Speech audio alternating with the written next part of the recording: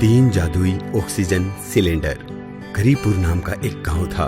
उस गांव के लोग बहुत भोले थे और सब मिलकर खुशी खुशी गुजारा करते थे।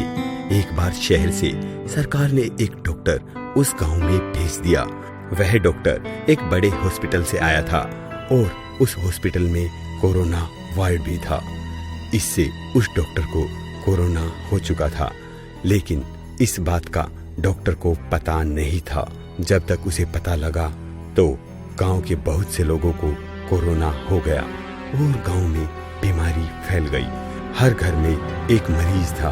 गांव में बीमारी बुरी तरीके से फैल चुकी थी। डॉक्टर बहुत दुखी हुआ। हे भगवान, अब मैं क्या करूं? शहर भी बहुत दूर है और बीमारी इस गांव में तेजी से फैल रही है। ये सब बीमारी मेरे कारण हुई है।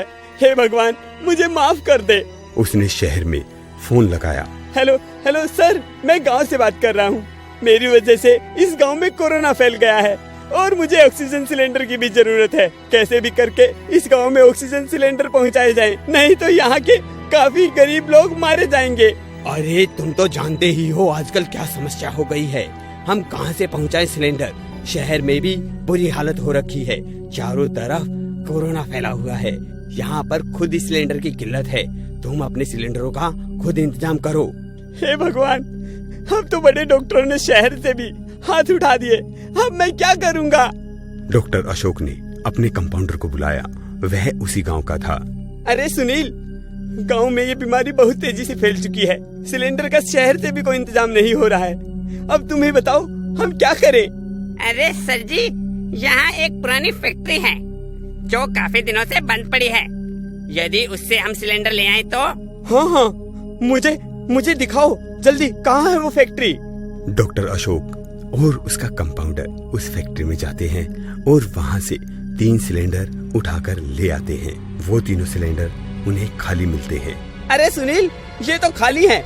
अब इन खाली सिलेंडरों का हम क्या करेंगे? सर, मुझे नहीं पता था। मुझे तो बस सिलेंडर का पता था, वो आपको मैंने बता दिया। डॉक्टर अशोक एक सिलेंडर को गुस्से में लात मारता है। तभी उसके अंदर से आवाज आती है। ये क्या? मेरी क्या गलती है जो मुझे लात मार रहे हो?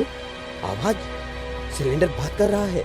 आवाज सुनकर तीनों लोग चौंक जाते हैं और फिर चारों ओर देखते हैं कि आवाज कहाँ से आई है। अरे मैं बोल रहा हूँ, मैं जिसे तुमने अभी लात मारी है। डॉक्टर थोड़ा संभल कर बोला। तुम्हारी गलती ये है कि तुम किसी काम के नहीं हो और तुम में गैस भी नहीं है और हमारे पास वैसे भी गैस नहीं है। अब मैं कैसे बचाऊंगा गांव वालों को? अगर मैं तुम्हें पैसे दे दूं तो फिर तो नहीं मारोगे ना मुझसे? उससे अपनी गैस खरीद लेना। इतना कहकर सिलेंडर से पैसे निकलने लग जाते हैं और वहाँ रुपयों का ढेर लग जाता है।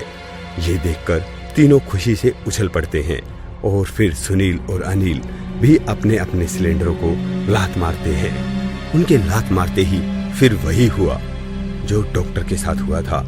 उनमें से भी आवाज आई और एक सिलेंडर ने ढेर सारा सोना दिया तो दूसरे सिलेंडर ने ढेर सारे हीरे मोती दिए। सारे पैसे हीरे जवाहरात लेकर तीनों शहर गए और वहां से सभी हॉस्पिटल के जरूरी सामान लेकर आ गए और अब गांव में उन्होंने एक बड़ा सा हॉस्पिटल भी बना दिया। सारे गांव के लोगों का इलाज हो गया और सभी की ईमानदारी से गांव फिर से खुशहाल हो गया। इसे कहते हैं मुकेश नांदल की स्टोरी। काफी समय पहले की बात है। जादूगंज नाम का एक गांव था। उस गांव के पास में एक जादुई जंगल था जो काफी घना था।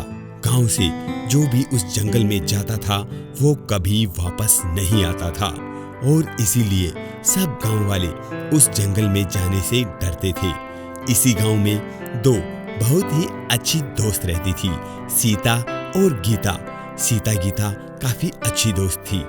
पर एक दिन की बात है, सीता और गीता घूमते घूमते उस जंगल की तरफ चली जाती हैं। जंगल में जाकर वो देखती हैं कि उन्हें वहां पर 2 रास्ते दिखाई देते हैं। एक रास्ता जहां पर खूब सारी चमक धमक थी, काफी रोशनी आ रही थी, तो दूसरा रास्ता बिल्कुल सुनसान था। वहां पर ना कोई चमक धमक थी, बस पक्षियों की चहचहाहट वहां से आ रही थी। अब सीता और गीता आपस में बातें करने लग जाती हैं।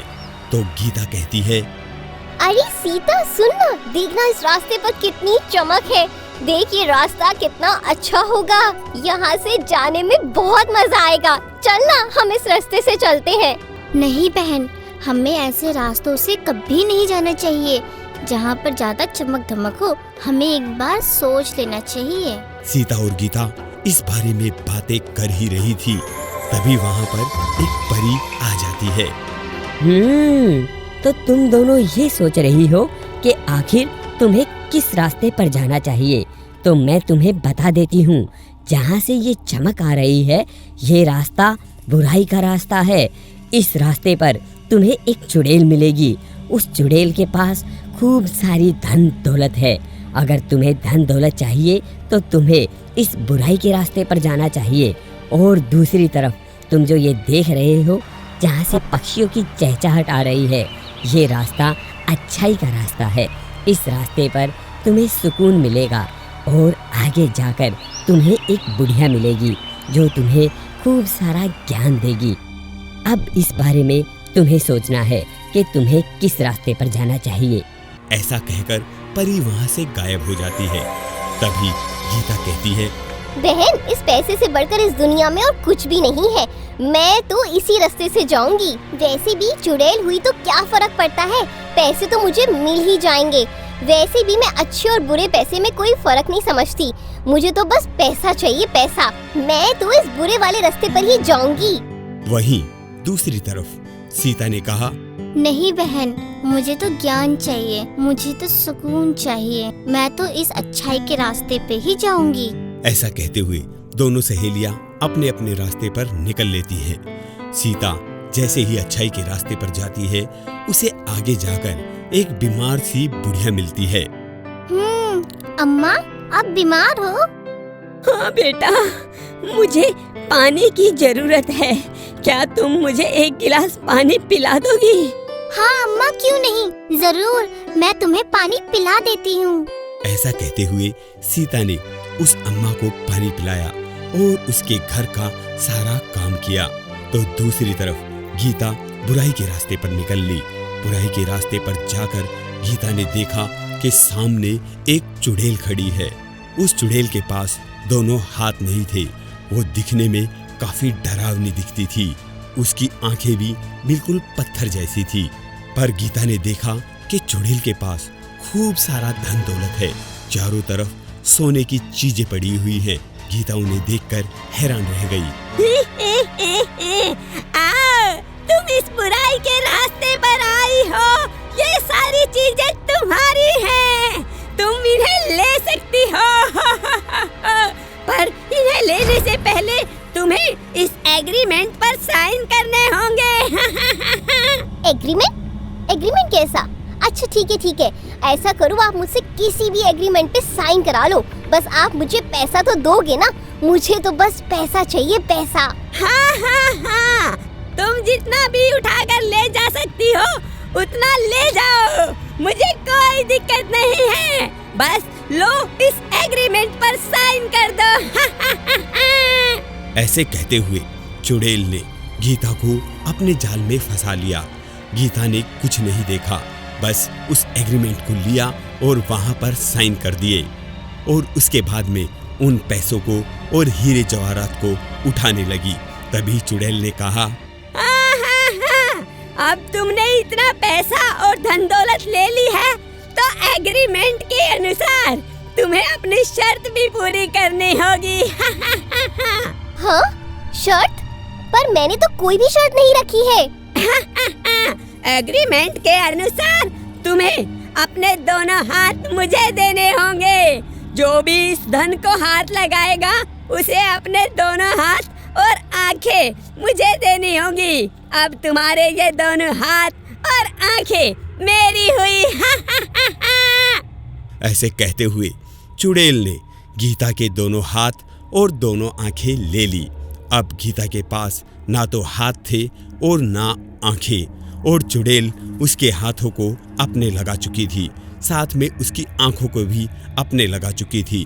अब गीता बुरी तरीके से वहां पर पड़ी पड़ी दर्द से कराह रही थी। अब वो उस धन को भी नहीं ले सकती थी, ना उसे वापस उठा सकती थी। इसलिए अब गीता वापस अपने घर की तरफ आने लगी। इधर सीता उस बुढ़िया की सेवा करते हुए सारा ज्ञान ले चुकी थी। बुढ़िया ने उसे सारा ज्ञान दिया, उसे खूब सारी शिक्षा दी, जिससे सीता अब पहले से भी ज्यादा सुंदर दिखने लगी थी। उसके चेहरे पर अलग ही चमक आ गई थी। अब दोनों सहेलियां वापस अपने घर की तरफ आई और उसी जगह पर मिली जहां से वो चली थी। हाँ? अरे गीता, तुझे क्या हो गया? तेरे दोनों हाथ कहाँ गए बहन? इस पैसे के चक्कर में मैंने बुरा रास्ता चुना और उसने ना तो मेरी जिंदगी छोड़ी और ना ही मुझे पैसा मिला, और देखो ना मेरे शरीर का क्या हाल हो गया है। और अब मुझे समझ में आ चुका है कि बुराई का रास्ता हमेशा खराब होता है।